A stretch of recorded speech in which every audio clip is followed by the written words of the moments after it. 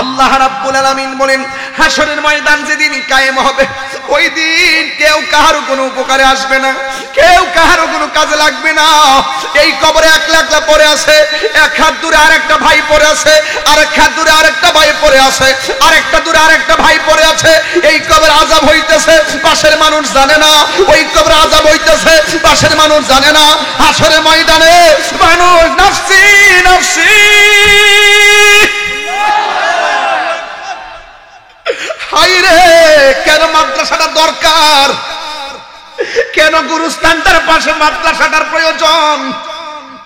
এই পোলাপানগুলা যখন মাদ্রাসা থেকে বের হবে, এই পোলাপানরা যখন গুরুস্থানের পাশ দিয়ে হাইটা যাবে, আল্লাহ রাব্বুল আলামিন কবরের আযাব ক্ষমা করে দিবে।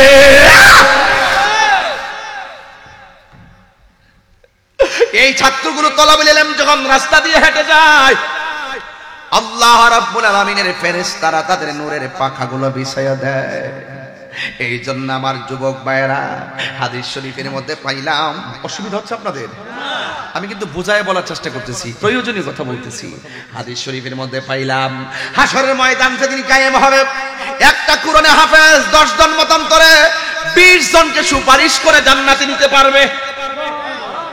বরকত না সুবহানাল্লাহ। এখানে বলছে ওয়ালা ইউকবালু মিনহা শাফা, আল্লাহ পাক কারো কাছ থেকে শাফাআত গ্রহণ করবেন না। কিন্তু হাফেজ শব্দের ব্যাপারে বলা হয়েছে ওরা পরিবারের মায়ের কুল, বাবার কুল, আত্মীয় কুল, সমাজের কুল 20 জনকে সুপারিশ করে জান্নাতে নিতে পারবে। আমি বিশ্বাস করি যারা মাদ্রাসায় টাকা দিয়ে ছাত্রদের মাথায় হাত বুলাইয়া দিতেছেন, এই হাত বৃথা যাবে না। এতিমের মাথায় হাত বুলাইয়া দিলে হাতের নিচে যতটা মাথার চুল থাকবে, আমার আল্লাহ রাব্বুল আলামিন সেই পরিমাণ সওয়াব আপনার আমলনামায় দিয়ে দিবে। আমার ভাইয়েরা, আমার যুবক ভাইয়েরা, এই জন্য আমি বলবো এই ছেলেগুলোকে সম্মান করলে লস হবে না। আপনি যে খাইতেছেন 5 জনের রান্না করলে 7 জনে খাইতে পারে, কথা কোন ঠিক কিনা? তো আমল ওয়াহিদ ইয়াকফি লিল ইসনাইনে, একজনের খাবার 2 জনের জন্য যথেষ্ট। এই জন্য এই খাবারটা বৃথা যাবে না। মাদ্রাসা দান করতেছেন মনে করবেন না এই দানটা বুঝি লস হয়ে গেছে, না না। আস-সাখিউ হাবিবুল্লাহ, দানশীল ব্যক্তি হলো আল্লাহর বন্ধু। হাশরের ময়দান যেদিন কায়েম হবে, বন্ধুরে আমার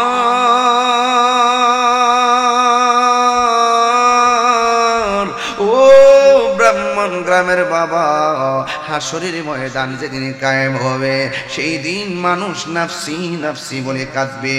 আল্লাহ রাব্বুল আলামিন বলেন ফাকাইফা ইযা জামা'নাহুম লিয়াউমিন লা রাইবা ফি ওয়া ওয়ুফিয়াত কুল্লু নাফসিন মা কাসাবাত ওয়া হুম লা ইউযলামুন।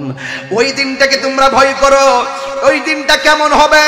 যখন আল্লাহ তোমাদেরকে একত্রিত করবে, যেই দিন আমার আল্লাহ রাব্বুল আলামিন তোমাদেরকে দুনিয়াতে যা করেছো তার প্রতিদান তোমার হাতে দিয়ে দেওয়া হবে। ও শুধুমাত্র তাই নয়, ওয়া হুম লা ইউযলামুন, আল্লাহ রাব্বুল আলামিন যারা পরিমাণ তোমাদের উপরে জুলুম করবে না। যদি আপনার অন্তর ঠিক থাকে, আপনি বান্দা থেকে বন্ধু হয়ে যাবেন। এক শ্রেণীর বান্দা এই গুরুস্থানে খবর নিয়ে দেখেন কবরের ভিতরে জাহান্নামের হাওয়া ঢুকতেছে। আর এক শ্রেণীর বান্দা খবর লইয়া দেখেন জান্নাতের গালিচা বিছাইয়া দিছে আমার আল্লাহ, ওই গালিচার মধ্যে ঘুমাই দিছে। ইসরাফিলে ফু দিলে ঘুম থেকে উঠবো, উঠটা বলবে আহারে ক্যাডারে আমার জাগাইলো, এই মাত্র ঘুমাইলাম, ক্যাডারে আমার তুললো। ও 1000 বছর চলে গেছে, ও এই মাত্র বলে ঘুমাইছে। আবার আরেক কিসিমের বান্দা খাওয়া দাওয়া করে ঘুমাইতেছে, নামাজ পড়তেছে, কোরআন তেলাওয়াত করতেছে, যেখানে খুশি সেখানে ঘুরতেছে। শুধু তাই নয়, আল্লাহর পক্ষ থেকে জান্নাতি খাবারও খাইতেছে। এক বান্দা আযাবে ভোগে, আরেক বান্দা ঘুমায়, আরেক বেটা খাবার খায়। বান্দা কিন্তু তিনিও, আমিও, আরেকজন। কিন্তু বোঝা গেল কিছু বান্দা পুরস্কৃত হবে, আবার কিছু বান্দা তিরস্কার হবে। কিছু বান্দা জান্নাতে যাবে, কিছু বান্দা জাহান্নামে যাবে। আল্লাহ বলছেন 2টা গুণ যার মাঝে থাকবে, সে জান্নাতে যাবে। এই দুইটা গুণের বাইরে যারা আছে একটা মানুষও লাভবান হতে পারবে না, একটাও না, সব ক্ষতিগ্রস্ত। এটা কি মোল্লার কথা নাকি আল্লাহর কথা?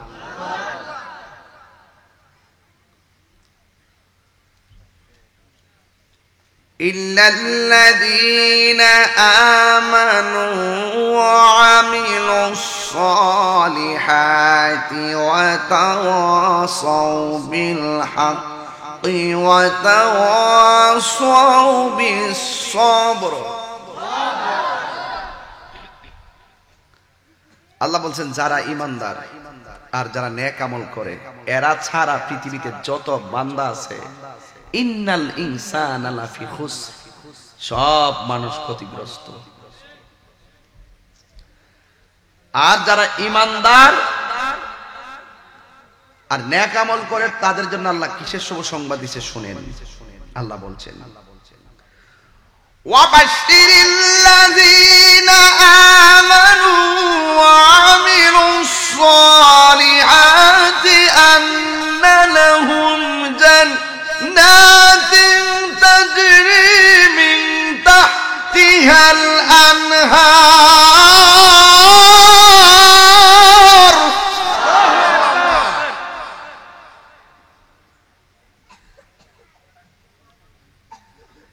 যারা ঈমানদার, যারা নেক আমল করে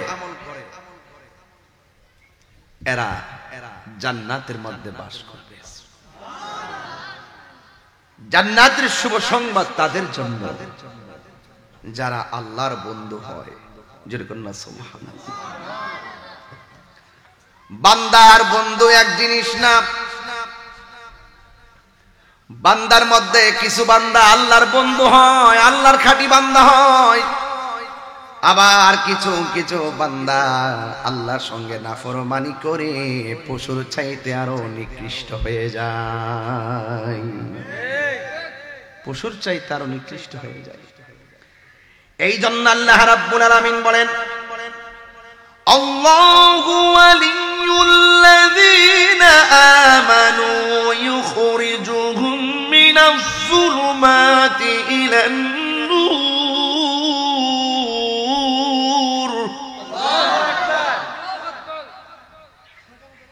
যারা ঈমান এনেছে তাদের অভিভাবক হলো একজন, জবান খুলে কোন তিনি কে? এ আওয়াজে মানি না, জবান খুলে বলো তিনি কে? ইউখরিজুহুম মিনাজ যুলুমাতি ইলান নূর। আর যাদের অভিভাবক আল্লাহ হয়ে যায়, আল্লাহ রাব্বুল আলামিন তাদেরকে অন্ধকার থেকে আলোর দিকে নিয়ে আসে। ওয়াল্লাযীনা কাফারু আউলিয়াউহুমুত তাগুত ইউখরিজুনাহুম মিনান নূরি ইলাজ যুলুমাত উলাইকা আসহাবুন নারি হুম ফিহা খালিদুন।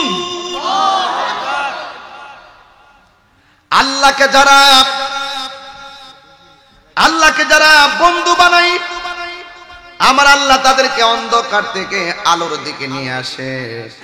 আর যারা তাগুতকে বন্ধু বানায়, যারা কুফরি করেছে তাদের অভিভাবক হলো তাগুত। আর তাগুত হলো কি?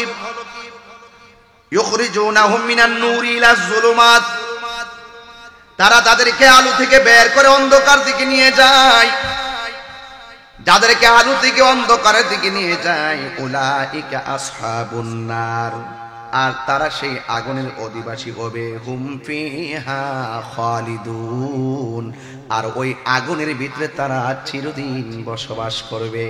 এর দ্বারা প্রমাণ হয়ে গেল আমরা তাগুতের দলে নাই, আমরা হইলাম আমার মালিকের দলে। কথা কোন ঠিক কিনা? সেজদা বাবার মালিক কে? আরো জোরে বলো কে? যারা তাগুতের অনুসারী, যারা কুফরি করেছে তাদের অভিভাবক হলো তাগুত, আর তাগুত তাদেরকে আলো থেকে অন্ধকারের দিকে নিয়ে যাবে, আর তারা জাহান্নামের অধিবাসী হবে। হুম ফিহা খালিদুন, আর তারা ওই জাহান্নামের ভিতরে চিরদিনের জন্য বসবাস করবে। নাউজুবিল্লাহ। ওই জাহান্নাম বড় কঠিন। আজকে বৃষ্টি হয় না কেন? বৃষ্টি হয় না কেন? নামাজ পড়তেছে, সালাতুল ইস্তিসকার নামাজ পড়তেছে, গরম বেশি লাগলে নামাজ পড়বেন, এটার বিধান নবী দেয় নাই। ফসলের মাঠ যখন চৌচির হয়ে যায়, ফসল যখন ধ্বংসের দিকে চলে যায়, মাঠঘাট যখন একবারে ফাইটা চৌচির হয়ে যায়, তখন সাহাবায়ে কেরাম যায়া মাঠের ফসলাদি আর মাঠের সুবিধার জন্য বৃষ্টি কামনা করতেন। আল্লাহর হাবিব আল্লাহর কাছে দোয়া করতেন, আমার আল্লাহ সাথে সাথে আসমান থেকে বৃষ্টি নাজিল করে দিতেন। আবার এমন বৃষ্টি নামতো, যেই বৃষ্টি নামার পরে সাহাবায়ে কেরাম বলেন, ইয়া রাসূলুল্লাহ, বৃষ্টি বেশি নেমে গেছে, একটু বলেন না আল্লাহকে বন্ধ করার জন্য। যখন সাহাবীরা বলতো, আমার নবী একটা মুচকি হাসি দিয়ে সাহাবীকে বিদায় দিতেন। আর আমাদের দেশের ভিতরে গরম শৈল লাগে দিকা সালাতুল ইস্তিসকার নামাজ পড়ে, দেখবেন যে এইগুলো এসির ভিতরে থাকে, এইগুলা যায় নামাজ পড়ে। আর গ্রামের মানুষ, কৃষকগুলো আমার জীবনে দেখি নাই এমন ভাবে। কৃষকরা আনন্দে ধান লইতে, এবার যে আনন্দে ধান নিতেছে, একটু গরম লাগলেও কয় চামড়ায় গরম লাগে, পেট শান্তি। গরম বেশি হইলেই যদি নামাজ পড়তেই হইতো, তাহলে সৌদি আরবের প্রতিদিন সালাতুল ইস্তিসকার নামাজ পড়তো। কথা কোন ঠিক না? সৌদি আরব পড়তো, আর অন্যান্য আরব কান্ট্রি গুলো পড়তো। এত গরম লাগছে, সালাতুল ইস্তিসকার নামাজ দাও, নামাজ দাও, নামাজ পড়তো, দোয়া করতো। আমি সালাতুল ইস্তিসকার নামাজের বিরুদ্ধে না, এটা সুন্নাত, রাসূল পড়েছেন, আমরা পড়বো। অনেকে বলে আমি সালাতুল ইস্তিসকার নামাজের বিরুদ্ধে কথা বলছি। না, আমি সালাতুল ইস্তিসকার নামাজের বিরুদ্ধে কথা বলি নাই। আমি বলেছি তাদের বিরুদ্ধে যারা ইস্তিসকার নামাজ পড়ে হাত তুইলা দোয়া করে, আবার মসজিদে এসির ভিতরে যায়, মিম্বরের ভিতরে বইয়া থেকে ফরজ নামাজের পরে হাত তুইলা দোয়া করার বিরোধিতা করে। কোন জায়গার যে দর্শি টের খাইছে না তো?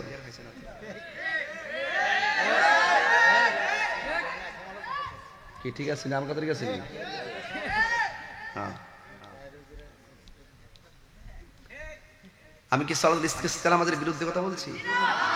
কোন কিতা করবেন কোন? আমনে শহর থেকে এসির ভিতর থেকে বাইরে তো গরম বেশি লাগে, এটা তো তাপ বেশি লাগবে। আর যেটি দান লইতাছে এরা আসলে রোদ লাগই না, লাগই না।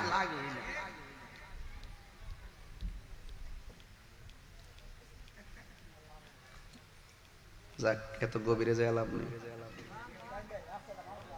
ফরজ নামাজের পরে দোয়া জায়েজ আছে না নাই? কিভাবে বলে ফরজ নামাজের পরে দোয়া করা বলে বেদাত?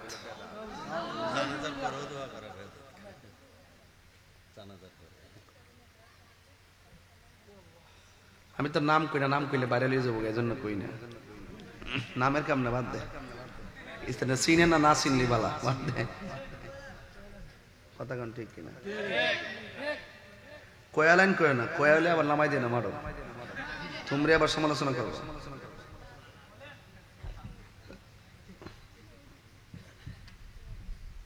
ফরজ নামাজের পরে দোয়া করা যায় আছে না নাই? আরো যারা আছে না নাই? তো আজকে যারা বলে ফরজ নামাজের পরে দোয়া করা বেদাত, এদের কি দাঁত আছে? আরো যারা আছে, এই সমস্ত লোকদেরকে দৈরে আইন না আলগা দাঁত লাগাই দেওয়ার লাগে। কি করার লাগে? আলগা দাঁত। আমি পড়তেছি, আগেরটি ফালাই। আল্লাহ কোরআনে বলছেন, ফাইজা ফারাগতা ফানসাব ওয়া ইলা রাব্বিকা ফারগাব। তাফসীর ইবনে আব্বাস 514 পৃষ্ঠায় আছে, ইজা ফারাগতা মানে হলো যখন তোমরা নামাজ থেকে ফারেক হবে।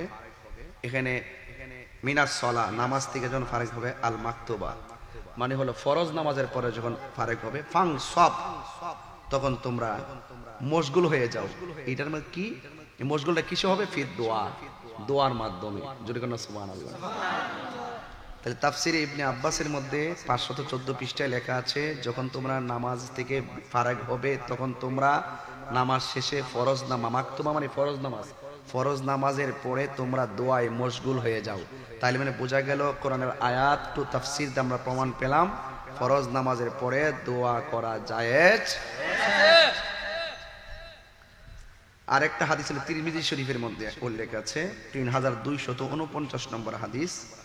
সেখানে হযরত আব্দুল্লাহ বিন আব্বাস রাদিয়াল্লাহু তাআলা আনহু নবী করিম সাল্লাল্লাহু আলাইহি ওয়াসাল্লাম থেকে বর্ণনা করেছেন, আল্লাহ তাআলা তাকিদ করে বলেছেন যে হে মুহাম্মদ সাল্লাল্লাহু আলাইহি ওয়াসাল্লাম, যখন আপনি নামাজ থেকে ফারিগ হবেন তখন এ দোয়া করবেন যে হে আল্লাহ, আমি আপনার নিকট ভালো কাজের তৌফিক কামনা করছি এবং মন্দ কাজ থেকে বিরত থাকার ব্যাপারে সাহায্য চাচ্ছি এবং আপনার দরবারে মিসকিন অর্থাৎ আল্লাহওয়ালাদের মহব্বত কামনা করছি। জোরকান মারহাবা।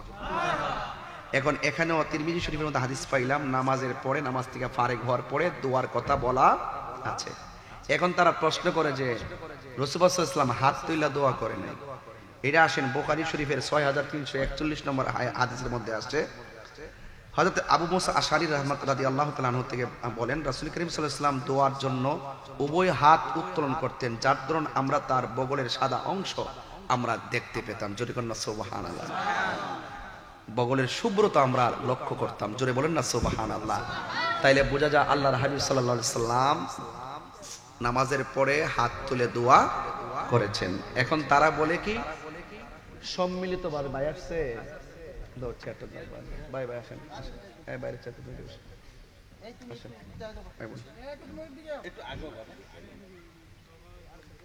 খাওয়া হয়েছে ভাই। আচ্ছা, আরেকটা হাদিস তিরমিজি শরীফ থেকে আরেকটা হাদিস, হযরতে তিরমিজি শরীফের 357 নম্বর হাদিসটা হযরত সাওবান রাদিয়াল্লাহু তাআলা আনহু থেকে বর্ণিত। রাসূল খুদা সাল্লাল্লাহু আলাইহি ওয়াসাল্লাম বলেন, কোন ব্যক্তি লোকদের ইমাম হয়ে, যদি কোনো ব্যক্তি অনেক লোকের ইমাম হয়ে এমন হবে না যে সে তাদেরকে বাদ দিয়ে দোয়াতে কেবল নিজেকেই নির্দিষ্ট করে।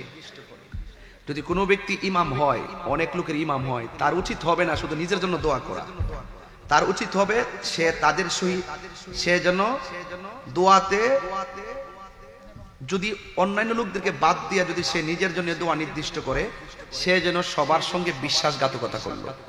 তার মানে বোঝা গেল রাসূল সাল্লাল্লাহু আলাইহি ওয়াসাল্লাম ইমামতি করলে শুধুমাত্র একলা একলা দোয়ার জন্য উৎসাহ করেন নাই, বরং যারা একা একা দোয়া করে সকল জামাতের লোকদেরকে বাদ দিয়ে তাদেরকে বিশ্বাসঘাতকতা বলছেন। তো সুতরাং ইমাম সাহেবের উচিত হবে, হে আল্লাহ তুমি আমার মাফ করো, তুমি আমাদেরকে মাফ করো। যেরকম না সুবহানাল্লাহ। তাইলে সবাইকে উদ্দেশ্য করে দোয়া কথা এখানে আছে, তার মানে এর দ্বারা প্রমাণ হয় সম্মিলিত দোয়াও জায়েজ আছে। তাহলে এতগুলো দলিল থাকার পরে যারা বলে যে ফরজ নামাজের পরে দোয়া করা যাবে না, এটা বেদাত হবে, এবং যারা বলে এটা করা যাবে না, আমি তাদের বিরুদ্ধে বলছি, আমি সালাতুল ইস্তিসকার বিরুদ্ধে বলি নাই। সুতরাং আমি এমনে ধরি নাই। আপনি হাজার মানবতার কাজ করতে পারেন। আমাকে গতকাল একজন আমাকে অনলাইনে মেসেজ করছে যে তিনি একজন বড় হুজুর, আপনি ওনার বিরুদ্ধে ভেবে বললেন। আমি তো ভাই, আমার কথা হইল উনি যদি শরীয়ত, তরিকত, হাকিকত, মারিফত, কোরআন সুন্নাহর আলোকে সীমাবদ্ধতার ভিতরে থাকে, তাইলে আমি ওনাকে বড় হুজুর মানব। যদি উনি সীমাবদ্ধতার বাহিরে কথা বলে আমি কি মানতে পারবো? তো যেই লোকটা বলছে ফরজ নামাজের পরে হাত সম্মিলিত দোয়া করা বেদাত, রাসূল নাকি একটা হাদিসও নাকি নাই। আমি যেতেগুলো হাদিস কোরআনের আয়াত থেকে তাফসীর থেকে এই পর্যন্ত পড়লাম, যেটা একা করা জায়েজ, এটা সম্মিলিত করাও জায়েজ। কথা কোন ঠিক না বেটি? তো সুতরাং যিনি এই কথা বলছেন যে ফরজ নামাজের পরে সম্মিলিত দোয়া করা যাবে না, তিনি আবার ওই দিন বলছে যে রাসূল করিম সাল্লাল্লাহু আলাইহি ওয়াসাল্লাম নবুয়ত 40 বছর পরে নবুয়তি পাওয়ার পরে নবী হইছে, এর আগে নাকি নবী ছিল না। তাইলে সেই শুধুমাত্র একটা আমলের বিরোধিতাই করে নাই, আমার রাসূল পাকের জাতের বিরোধিতা করেছে। কথা কোন ঠিক কিনা? এখন এই কসবাবাসীর কাছে আমার একটা প্রশ্ন, মনে করেন আমি অনেক দান করি, আমি অনেক মানবিক কাজ করি, এখন আমি যদি নবীর বিরুদ্ধে কথা কই, আমার এই মানবিক কাজের দাম আছে? আমার নামাজের দাম আছে? পাবলিকের দর্শে ভূতে, পাবলিক মনে করে জারিবের এত টাকা দান করতেছে, কি কত উন্নতি করতেছে, আর ওই দিক দিয়া নবী বিদ্বেষীর প্রোটেকশন দিতেছে। কথা কোন ঠিক না বেঠিক? এই জন্য আল্লাহ কোরআনের মধ্যে এভাবে বলছেন যে যারা আল্লাহকে ছাড়া যারা কুফরি করেছে তাদের বন্ধু হলো তাগুত। আর তাগুতের কাজ হইল তাদেরকে আলো থেকে অন্ধকারের দিকে নিয়ে যাবে, আলো থেকে অন্ধকারের দিকে নিয়ে যাবে এবং তারা সেই আলো সেই অন্ধকারের মধ্যে তারা বসবাস করবে। হুম ফিহা খালিদুন, এবং তারা সেই অন্ধকারে চিরদিন বসবাস করবে। এই জন্য আল্লাহর সঙ্গে শরীক করা যাবে, আল্লাহর বিধানের লঙ্ঘন করা যাবে না। ভাইরা আমার, এরপর আসেন জাহান্নাম তো বড় ভয়ঙ্কর। আপনাদের ব্রাহ্মণ গ্রামে চুলার আগুন ধরায় কি দিয়া? কথা কয় না। আর আল্লাহ রাব্বুল আলামিন বলছেন যারা কুফরি করবে, যারা আমি আল্লাহকে ছাড়া অন্য কোন তাগুতের অনুসরণ করবে, তাদের ব্যাপারে আল্লাহ বলছেন ওয়াকুদুহান নাসু ওয়াল হিজারা উইদ্দাত লিল কাফিরিন।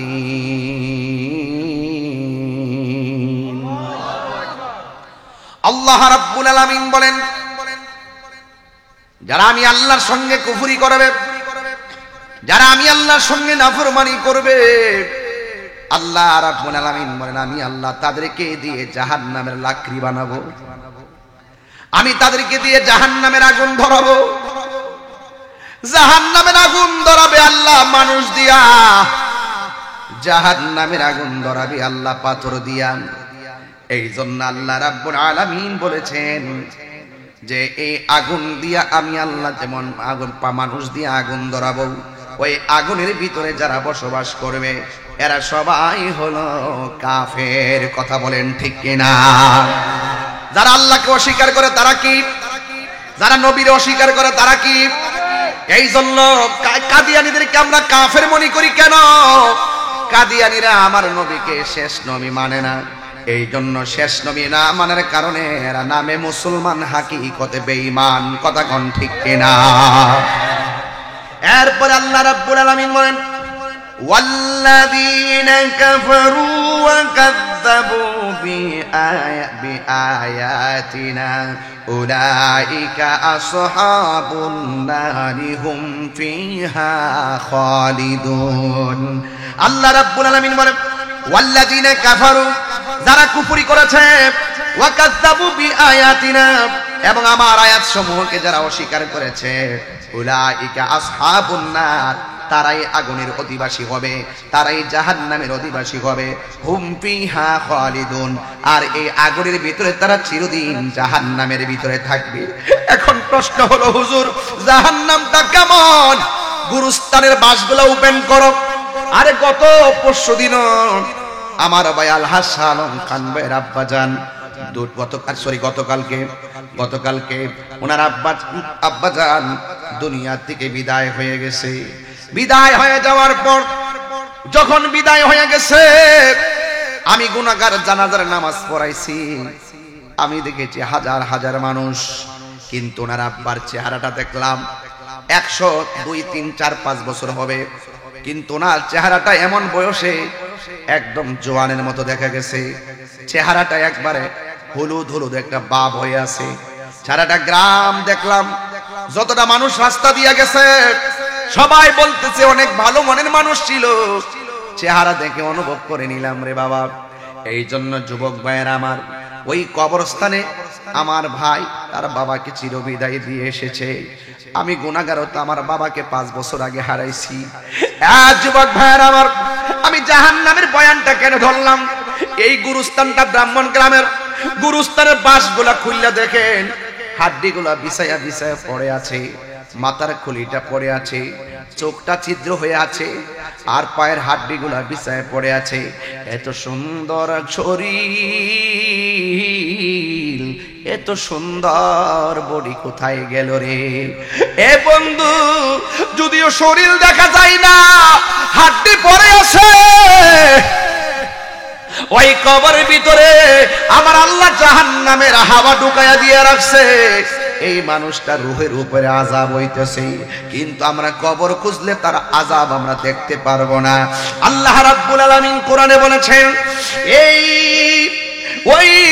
আল্লাহ রাব্বুল আলামিন হাবিব বলেছেন, কবর কাহার জন্য জান্নাতের বাগান, আবার কাহার জন্য জাহান্নামের গর্ত।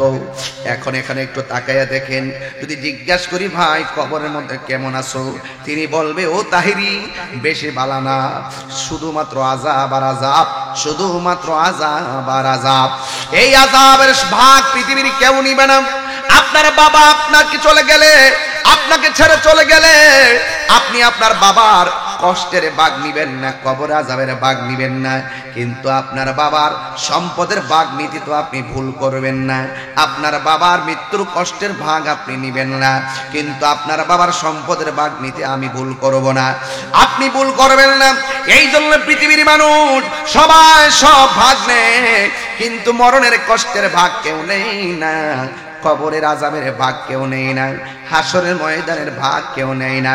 এই জন্য যুবক ভাইয়ের আমার, কেন কেন বলছি, ও যুবক আমি আপনাদেরকে শুধু বলতে চাই, এই পৃথিবীটা বড় কঠিন, এই পৃথিবীর মানুষ সব ভাগ নেয়, কিন্তু কবরের আযাবের ভাগ নেই না।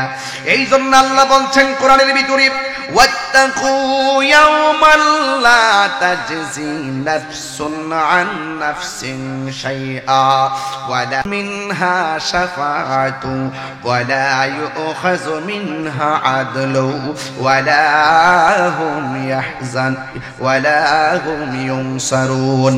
আল্লাহ রাব্বুল আলামিন বলেন, হাসরের ময়দান যেদিন কায়েম হবে, ওই দিন কেউ কাহার কোনো উপকারে আসবে না, কেউ কাহার কোনো কাজে লাগবে না। এই কবরে একলা একলা পড়ে আছে, এক হাত দূরে আরেকটা ভাই পড়ে আছে, আরেক হাত দূরে আরেকটা ভাই পড়ে আছে, আরেকটা দূরে আরেকটা ভাই পড়ে আছে। এই কবরে আযাব হইতেছে, পাশের মানুষ জানে না, ওই কবরে আযাব হইতেছে, পাশের মানুষ জানে না। হাসরের ময়দানে মানুষ নাফসি নাফসি, হায়রে কেন মাদ্রাসাটা দরকার, কেন গুরুস্থানটার পাশে মাদ্রাসাটার প্রয়োজন। এই পোলাপানগুলা যখন মাদ্রাসা থেকে বের হবে, এই পোলাপানরা যখন গুরুস্থানের পাশ দিয়ে হাইটা যাবে, আল্লাহ রাব্বুল আলামিন কবরের আযাব ক্ষমা করে দিবে।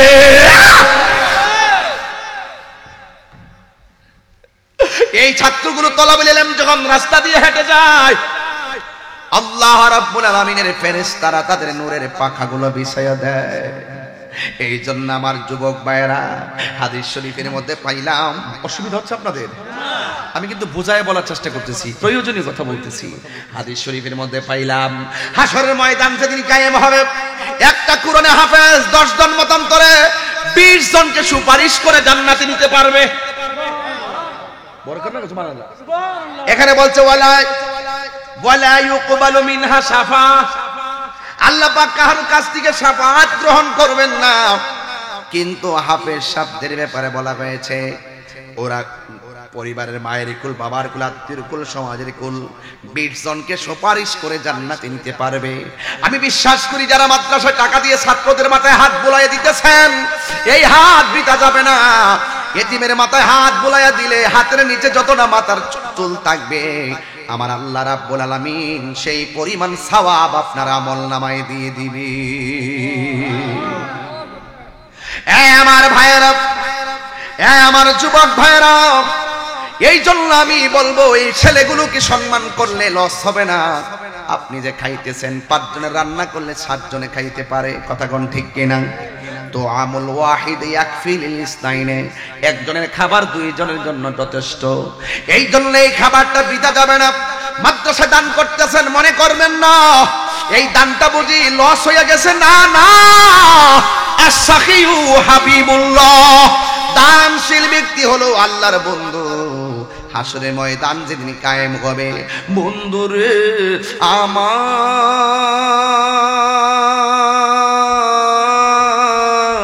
ও ব্রাহ্মণ গ্রামের বাবা, হাসরের ময়দান যেদিন কায়েম হবে, সেই দিন মানুষ নাফসি নাফসি বলে কাঁদবে। আল্লাহ রাব্বুল আলামিন বলেন, ফাকাইফা ইযা জামা'নাহুম লিয়াউমিন লা রাইবা ফি ওয়া ওয়ুফিয়াত কুল্লু নাফসিন মা কাসাবাত ওয়া হুম লা ইউযলামুন। ওই দিনটাকে তোমরা ভয় করো। ওই দিনটা কেমন হবে? যখন আল্লাহ তোমাদেরকে একত্রিত করবে, যেই দিন আমার আল্লাহ রাব্বুল আলামিন তোমাদেরকে দুনিয়াতে যা করেছো তার প্রতিদান তোমার হাতে দিয়ে দেওয়া হবে। ও শুধুমাত্র তাই নয়, ওয়া হুম লা ইউজলামুন, আল্লাহ রাব্বুল আলামিন যাররা পরিমাণ তোমাদের উপরে জুলুম করবে না। এই দুনিয়ায় যা করেছো হাসরের ময়দানে তাই পাবে। এই জন্যই তো আমার আল্লাহ রাব্বুল আলামিন কোরআনে বলেছেন, ফামাইয়ামাল মিসকালা যাররাতিন খায়রান ইয়ারা ওয়া মাইয়ামাল মিসকালা যাররাতিন শাররান ইয়ারা। কি মাদ্রাসা ছাত্র নাকি ওরা? হ্যাঁ, দাঁড়াও একটু দাঁড়াও। মাশাআল্লাহ, একটু দাঁড়াও। হ্যাঁ, অনেক সুন্দর সবুজ পাগড়ি, মারহাবা বলবেন না? আল্লাহু আকবার। এই ছেলের মা গুলো কত স্বপ্ন করে, বসো বাবা তোমরা বসো, দেখে খুব ভাল লাগলো। এই ছেলেগুলোর মা বাবা আল্লাহু আকবার বলেন। লা ইলাহা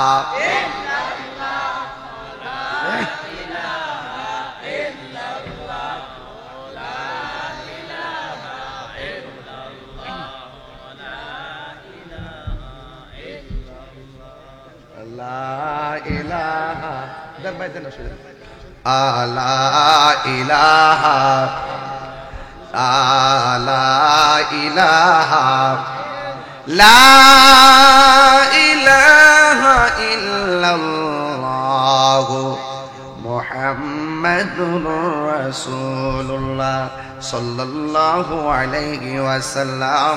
চিৎকার মেরে কন্যা সুবহানাল্লাহ।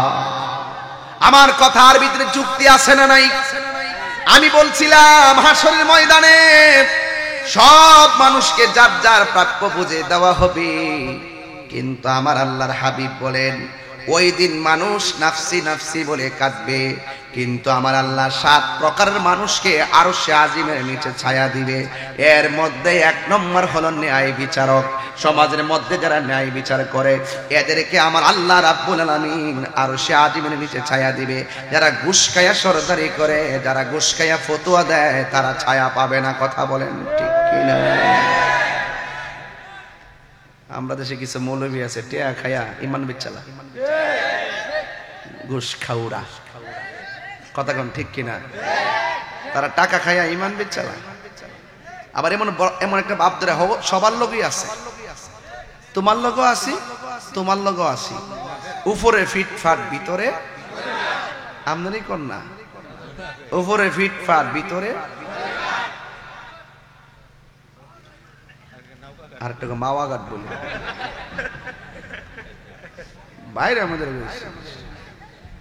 ইটিবালা সদরঘাট, ভিতরের সদরঘাট। ওই সদরঘাটে যেমন বহুরূপী লোক ঘুরে, এর মনের ভিতরে বহুরূপী লোক বাস করে। তোমার লোকে গেলে তুমি, আমার লোক আইলে এর হলো মুনাফিক নাম্বার 1। ঠিক কি না বলেন? এই মুনাফিক ব্রাহ্মণ গ্রামে আসে না নাই? তবে ধরা যায় না। সব সমাজে আমরা লাগা তো আছে মুনাফিক। হাসতে হাসতে মুনাফিকি করে, কিন্তু মুনাফিকদের জায়গা হবে জাহান্নামের সর্বনিম্ন স্তরে। কথা বলেন ঠিক কিনা? 1 নম্বর হলো যারা ন্যায় বিচার করে। 2 নম্বর যাদের মনটা মসজিদে পড়ে থাকে। আর আমরা দেশের মানুষ, তাদের মনটা বাজারে পড়ে থাকে। বাজারে গেলে দেখবেন গড়ির কাটার দিকে তাকাবে না, মসজিদে গেলে দেখবেন বারবার গড়ির কাটার দিকে তাকাবে। তাকায়া বলবে, ইমাম সাহেব নামাজের সময় শুনি, ইমাম সাহেবকে 2 মিনিট রেস্ট করে দেয়া লাইন, অসুবিধা নাই, সূরাটা একটু লম্বা করুন। ঠিক কিনা বলেন? ইন্নাল মুনাফিকিনা ফি দারকিল আসফালি মিনান নার।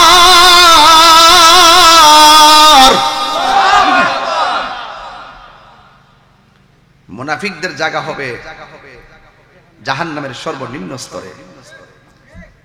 ঠিক কিনা? সবচাইতে বেশি মুনাফিক সাপ্লাই হয় বাজারে।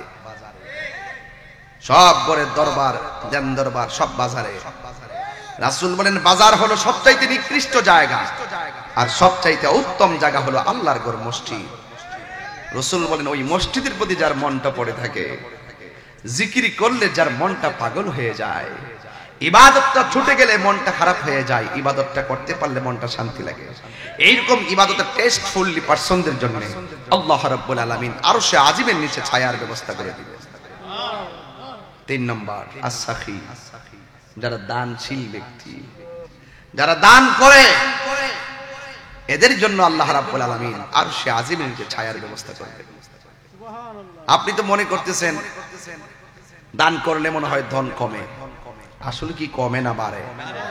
আরো জোরে বলেন, কমে না বাড়ে? গতকাল মাহফিল ছিল নারায়ণগঞ্জ, সিদ্ধিরগঞ্জ, জালকুড়িতে, হাজার হাজার মানুষ। একটু শেষ বেলা কালেকশনে হাত দিয়েছি, 7 লক্ষ টাকা উঠে গেছে।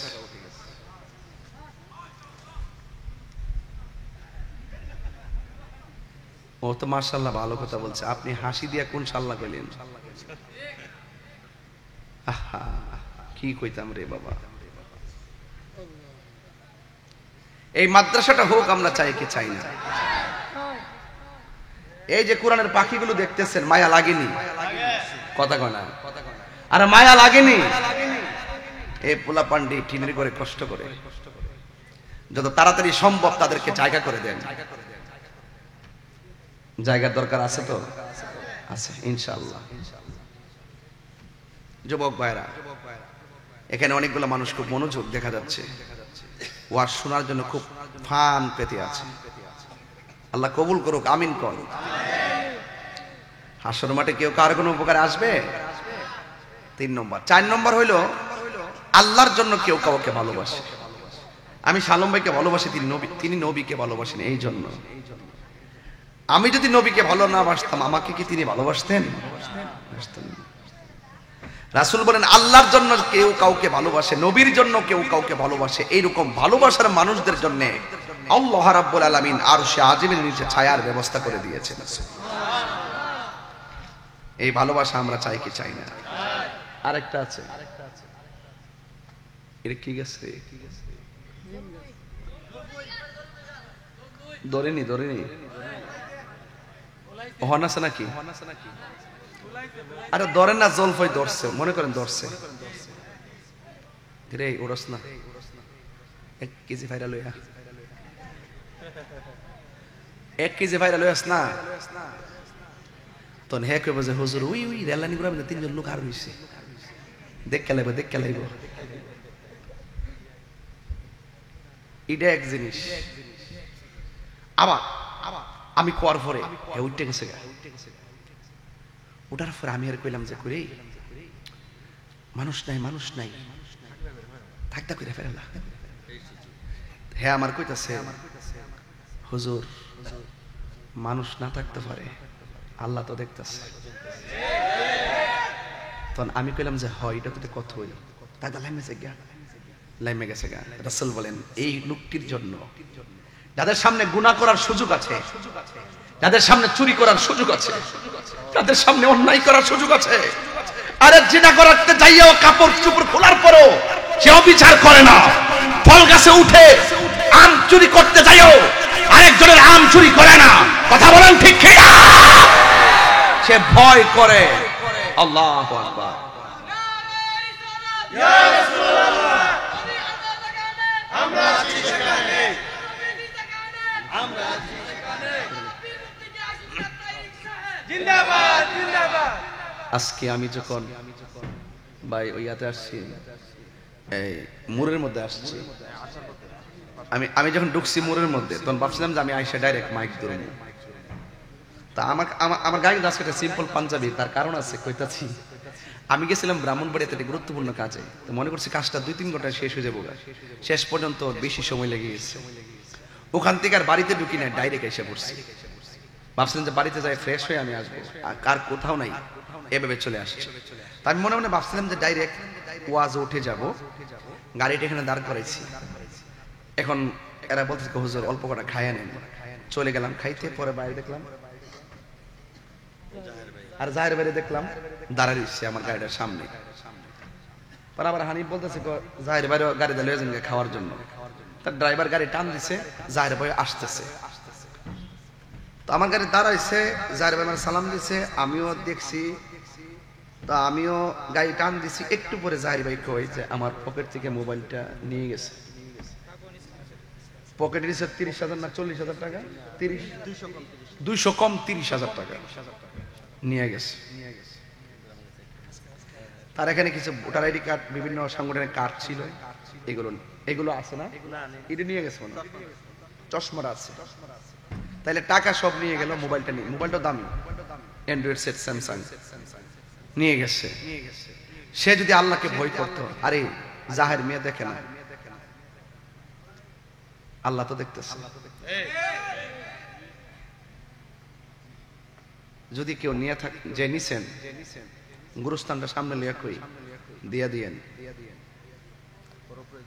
নাইলে আপনার ক্ষতি হবে।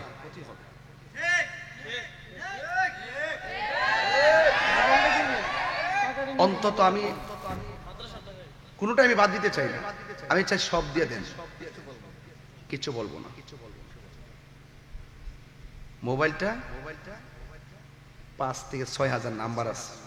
উনি ব্যবসায়ী মানুষ, উনি সাংগঠনিক মানুষ, উনি দানবীর মানুষ, ওনার অনেক জায়গার নাম্বার আছে। আপনি মোবাইলটা অন্তত পক্ষে যে জায়গা দিয়া গেলে আমাদের পরিচিত কেউ নজরে পড়লো, বুঝবে যে এটা মুখের মোবাইলটা দিয়ে দিবে, দিয়ে দিয়েন। উপরে আমার ছবিও আছে, মুফতি গোলাম কিবরিয়া সাহেবের ছবিও আছে। আল্লাহর রাস্তে ফাড়ক দিয়ে কই দিয়ে দিয়েন। শুনেন, আমি গতকাল হিসাব করে দেখলাম আমি প্রায় 2.5 কোটি টাকার মালিক। কত? গতকাল আমি দেখলাম 2.5 কোটি টাকার মালিক। না, ওখান যদি দুদুক শুনে আমার আইব দর্ত। এটা টাকা না, মানে আমার যে কিডনি আছে, বাল্ব আছে, এগুলো বেচলে আর কি, এটা হিসাব করে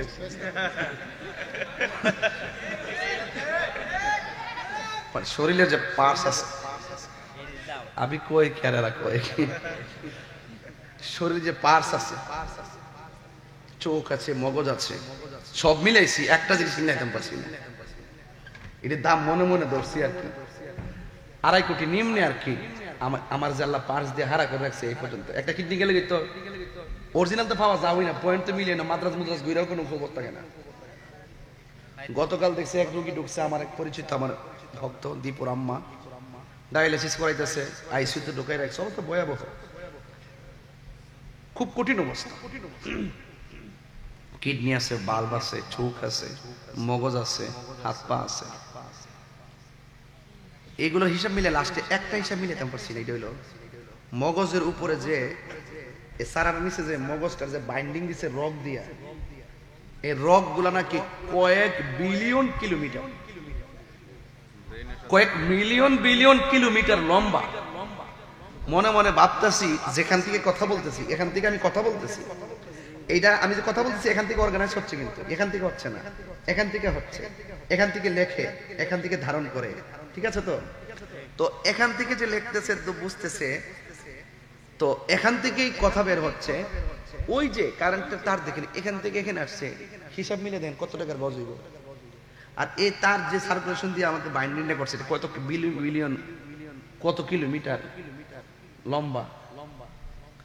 হুজুর জিকির করবেন, এটা তো আসই, আজকে কেউ যাইতো না, আমরা যে আরামে বইছি, এটা একটা খানকার মাহফিলের মতো, ঠিক না? মানে সত্যি করে ভালো লাগতেছে নি, আর লাস্টে জিকির করলে কি তোমার সুবিধা দিব? আজকে আমরা সবাই বইয়া থেকে ফিলিস্তিনে লেগে দোয়া করে যাবো, আমিন কোন নাকি লেগা? আরে ঠিক আছে তো, বুঝতেছি তো বাবা।